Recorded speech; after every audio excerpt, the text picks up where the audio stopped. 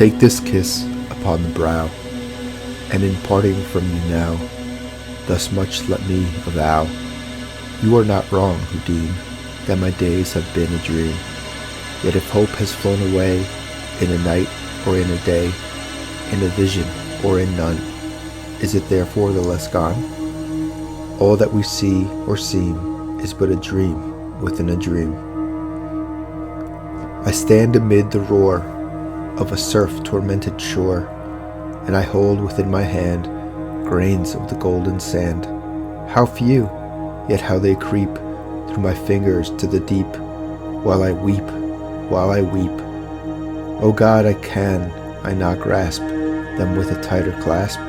O God, can I not save one from the pitiless wave? Is all that we see or seem but a dream within a dream?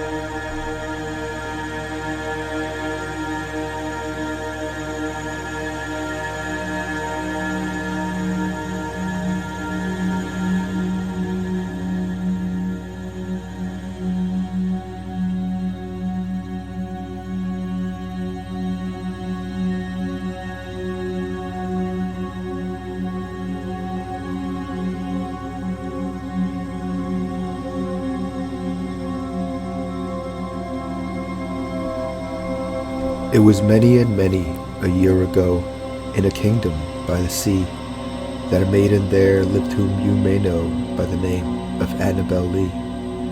And this maiden she lived with no other thought than to love and be loved by me. I was a child, and she was a child, in this kingdom by the sea. But we loved it with a love that was more than love, I and my Annabel Lee. With a love that the winged seraphs of heaven coveted her and me. And this was the reason that, long ago, in this kingdom by the sea, a wind blew out of a cloud chilling my beautiful Annabel Lee, so that her high-born kinsman came and bore her away from me, to shut her up in a sepulchre in this kingdom by the sea. The angels, not half so happy in heaven, when envying her and me, yes, that was the reason, as all men know, in this kingdom by the sea, that the wind came out of the cloud by night, killing and chilling my Annabel Lee. But our love, it was stronger by far than the love of those who were older than we, of many far wiser than we, and neither the angels in heaven above nor the demons down under the sea can ever dissever my soul from the soul of the beautiful Annabel Lee.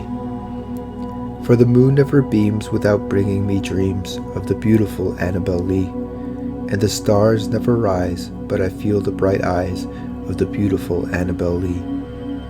And so, all the night tide, I lie down by the side of my darling, my life and my bride, in the sepulchre there by the sea, in her tomb by the sounding sea.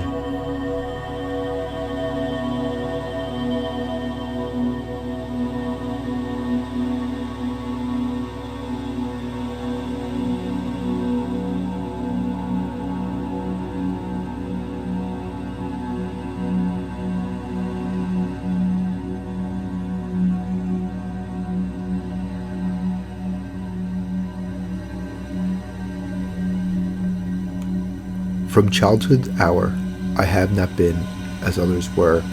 I have not seen as others saw. I could not bring my passions from a common spring. From the same source I have not taken. My sorrow I could not awaken. My heart to joy at the same tone, and all I loved alone. Thou, in my childhood, in the dawn of a most stormy life was drawn. From every depth of good and ill, the mystery which binds me still. From the torrent or the fountain, from the red cliff of the mountain, from the sun that round me rolled in its autumn tint of gold, from the lightning in the sky as it passed me flying by, from the thunder and the storm, and the cloud that took the form, when the rest of heaven was blue, of a demon in my view.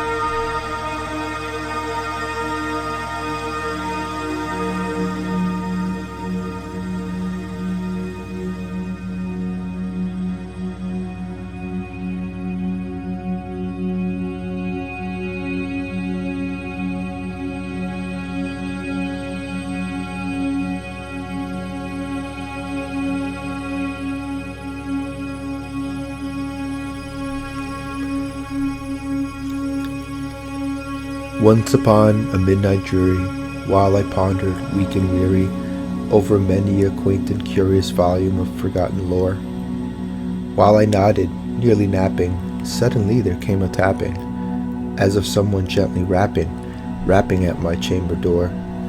"'Tis some visitor," I muttered, tapping at my chamber door.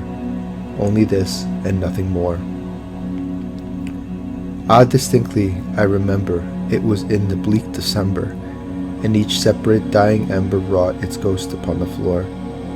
Eagerly I wished the morrow, vainly I had sought to borrow from my book surcease of sorrow, sorrow for the lost Lenore, for the rare and radiant maiden whom the angels name Lenore, nameless here forevermore. And the silken, sad, uncertain rustling of each purple curtain thrilled me, filled me with fantastic terrors never felt before, so that now, to still the beating of my heart, I stood repeating, "'Tis some visitor entreating entrance at my chamber door, some late visitor entreating entrance at my chamber door. This is it, and nothing more." Presently my soul grew stronger, hesitating, then no longer. "Sir," said I, "or madam, truly your forgiveness I implore. But the fact is I was napping, and so gently you came rapping, and so faintly you came tapping at my chamber door, that I scarce was sure I heard you. Here I opened wide the door, darkness there, and nothing more." Deep into that darkness peering, long I stood there wondering, fearing, doubting, dreaming dreams no mortals ever dared to dream before. But the silence was unbroken, and the stillness gave no token, and the only word there spoken was the whispered word Lenore. This I whispered, and an echo murmured back the word Lenore. Merely this, and nothing more. Back into the chamber turning, all my soul within me burning, soon again I heard a tapping somewhat louder than before. "Surely," said I, "that is something at my window lattice. Let me see then what thread it is, and this mystery explore. Let my heart be still a moment, and this mystery explore. 'Tis the wind, and nothing more." Open here I flung the shutter, when, with many a flirt and flutter, in there stepped the stately raven of the saintly days of yore. Not the least obeisance made he, not a minute stopped or stayed he, but with mine of lord or lady perched above my chamber door, perched upon a bust of Pallas just above my chamber door, perched and sat, and nothing more. Then this ebony bird beguiling my sad fancy into smiling, by the grave and stern decorum of the countenance it wore. "Though thy crest be shorn and shaven, thou," I said, "art sure no craven, ghastly grim and ancient raven wandering from the nightly shore? Tell me what thy lordly name is on the night's Plutonian shore." Quoth the raven, "Nevermore." Much I marveled this ungainly fowl to hear discourse so plainly, though its answer little meaning, little relevancy bore. For we cannot help agreeing that no living human being ever yet was blessed with seeing bird above his chamber door, bird or beast upon the sculptured bust above his chamber door, with such name as Nevermore. But the raven, sitting lonely on the placid bust, spoke only that one word, as if his soul in that one word he did outpour. Nothing further than he uttered, not a feather than he fluttered, till I scarcely more than muttered, "Other friends have flown before. On the morrow he will leave me, as my hopes have flown before." Then the bird said, "Nevermore." Startled at the stillness broken by reply so aptly spoken, "Doubtless," said I, "what it utters is its only stock and store, caught from some unhappy master, whom unmerciful disaster followed fast and followed faster, till his songs one burden bore, till the dirges of his hope that melancholy burden bore, of never, nevermore." But the raven, still beguiling all my fancy into smiling, straight I wheeled the cushioned seat in front of bird and bust and door. Then upon the velvet sinking, I betook myself to linking unto fancy, thinking what this ominous bird of yore, what this grim, ungainly, ghastly, gaunt, and ominous bird of yore meant in croaking nevermore. This I sat engaged in guessing, but no syllable expressing to the fowl whose fiery eyes now burned into my bosom's core. This and more I sat divining, with my head at ease reclining on the cushion's velvet lining that the lamplight gloated over, but whose velvet violet lining with the lamplight gloating o'er she shall press, nevermore. Then methought the air grew denser, perfumed from an unseen censer, swung by seraphim whose footfalls tinkled on the tufted floor. Wretch, I cried, thy God hath lent thee, by these angels he hath sent thee, respite, and nepenthe from thy memories of Lenore. Quaff this kind nepenthe, and forget this lost Lenore. Quoth the raven, nevermore. Prophet, said I, thing of evil, prophet still, if bird or devil, whether tempter sent, or whether tempest tossed thee here shore, desolate yet all undaunted, on this desert land enchanted, on this home by horror haunted, tell me truly, I implore, is there balm in Gilead? Tell me, I implore. Quoth the raven, nevermore. Prophet, said I, thing of evil, prophet still, if bird or devil, by that heaven that bends above us, by that God we both adore, tell this soul with sorrow laden, if within the distant Aidenn it shall clasp a sainted maiden, whom the angels name Lenore. Clasp a rare and radiant maiden, whom the angels name Lenore. Quoth the raven, nevermore. Be that word our sign in parting, bird or friend, I shrieked upstarting, get thee back into the tempest and the night's Plutonian shore. Leave no black plume as a token of that lie that soul hath spoken. Leave my loneliness unbroken. Quit the bust above my door. Take thy beak from out my heart, and take thy form from off my door. Quoth the raven, nevermore. And the raven, never flitting, still is sitting, on the pallid bust of Pallas just above my chamber door, and his eyes have all the seeming of a demon's that is dreaming, and the lamplight o'er him streaming throws his shadow on the floor, and my soul from out that shadow that lies floating on the floor shall be lifted nevermore.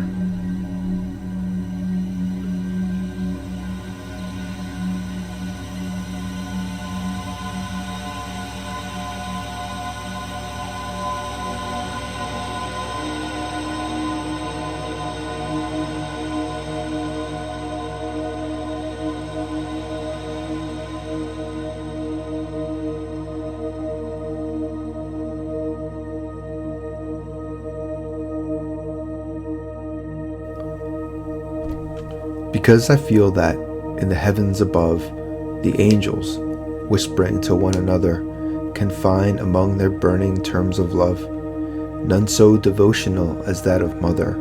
Therefore, by that dear name I long have called you, you who are more than mother unto me, and fill my heart of hearts where death installed you. In my setting, my Virginia spirit free, my mother, my own mother, who died early, was but the mother of myself, but you are mother to the one I love so dearly, and thus are dearer than the mother I knew, by that infinity with which my wife was dearer to my soul than its soul life.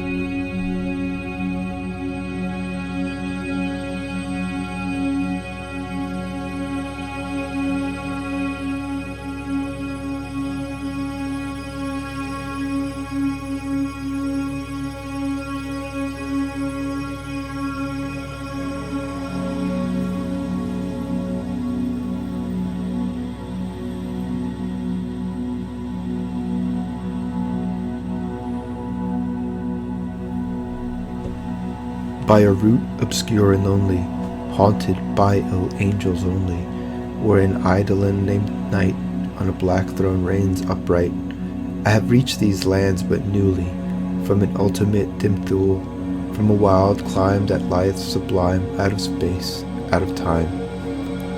Bottomless vales and boundless floods, and chasms and caves and titan woods, with forms that no man can discover, for the tears that drip all over, mountains toppling evermore into seas without a shore, seas that restlessly aspire, surging onto skies of fire, lakes that endlessly outspread their lone waters, lone and dead, their still waters still and chilly with the snows of the lolling lily. By the lakes that thus outspread their lone waters lone and dead, their sad waters sad and chilly with the snows of the lolling lily, by the mountains near the river, murmuring lowly, murmuring ever, by the grey woods, by the swamp, where the toad and the newt encamp, by the dismal tarns and pools where dwell the ghouls, by each spot the most unholy, in each nook most melancholy. There the traveller meets aghast, sheeted memories of the past, shrouded forms that start and sigh as they pass the wanderer by, white-robed forms of friends long given in agony to the earth and heaven. For the heart whose woes are legion, 'tis a peaceful, soothing region. For the spirit that walks in shadow, 'tis, oh 'tis an Eldorado. But the traveller, travelling through it, may not, dare not openly view it. Never its mysteries are exposed to the weak human eye unclosed. So will its king, who hath forbid the uplifting of the fringed lid, and thus the sad soul that here passes beholds it through darkened glasses. By a route obscure and lonely, haunted by ill angels only, where an eidolon named Right on a black throne reigns upright, I have wandered home but newly from this ultimate dim Thule.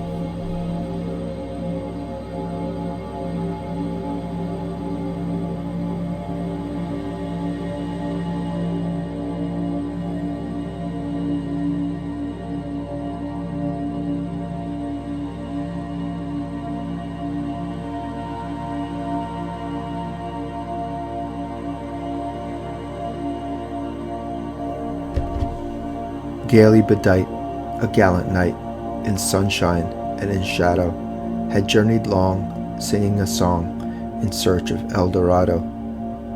But he grew old, this knight so bold, and o'er his heart a shadow fell as he found no spot of ground that looked like Eldorado. And, as his strength failed him at length, he met a pilgrim shadow. "Shadow," said he, "where can it be, this land of Eldorado?"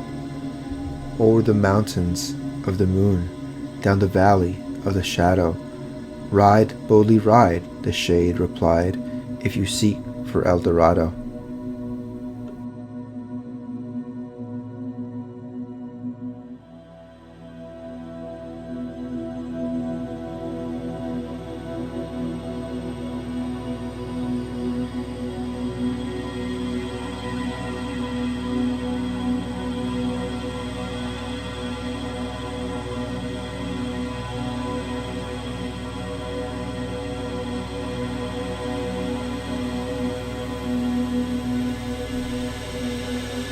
In the greenest of our valleys, by good angels tenanted, once a fair and stately palace, radiant palace, rear its head. In the monarch thought's dominion it stood there, never seraph spread a pinion over fabric half so fair. Banners yellow, glorious, golden, on its roof did float and flow. All this was in the olden time long ago, and every gentle air that dallied in that sweet day, along the ramparts bloomed and pallid, a winged odor went away. Wanderers in that happy valley, through two luminous windows saw spirits moving musically to a lute's well-tuned law. Bound about a throne where, sitting, Porphyrogen, in state his glory well befitting, the ruler of the realm was seen. And all with pearl and ruby glowing was the fair palace door, through which came flowing, flowing, flowing, and sparkling evermore, a troop of echoes whose sweet duty was but to sing, in voices of surpassing beauty, the wit and wisdom of their king. But evil things in robes of sorrow assailed the monarch's high estate. Ah, let us mourn, for never morrow shall dawn upon him desolate, and round about his home and glory that blushed and bloomed is but a dim remembered story of the old time entombed. And travelers now within that valley through the red-litten windows see vast forms that move fantastically to a discordant melody, while like a ghastly rapid river through the pale door a hideous throng rush out forever and laugh but smile no more.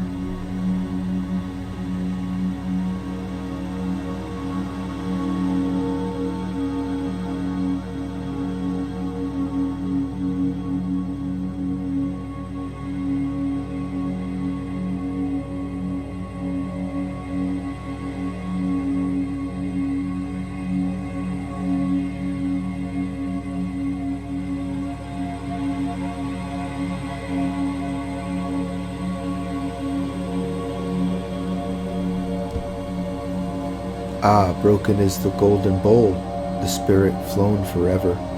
Let the bell toll, a saintly soul floats down on the Stygian river. And Guy the Vare, hast thou no tear? Weep now or nevermore. See, on yon drear and rigid bier, low lies thy love, Lenore. Come, let the burial rite be read, the funeral song be sung, an anthem for the queenliest dead that ever died so young, a dirge for her the doubly dead, in that she died so young. Wretches, ye loved her for her wealth, and hated her for her pride, and when she fell in feeble health, ye blessed her that she died. How shall the ritual then be read, the requiem how be sung? By you, by yours, the evil eye, by yours, the slanderous tongue, that did to death the innocents that died, and died so young? Peccavimus, but rave not thus, and let a Sabbath song go up to God so solemnly the dead may feel no wrong. The sweet Lenore hath gone before, with hope that flew beside, leaving thee wild for the dear child that should have been thy bride. For her the fair and debonair that now so lowly lies, the life upon her yellow hair, but not within her eyes, the life still there upon her hair, the death upon her eyes. Avaunt, avaunt, from fiends below, the indignant host is riven, from hell into a high estate, far up within the heaven. From grief and groan to a golden throne beside the King of heaven. Let no bell toll, then, lest her soul, amid its hallowed mirth, should catch the note as it doth float up from the damned earth. And I, tonight, my heart is light, no dirge will I upraise, but waft the angel on her flight with the pain of old days.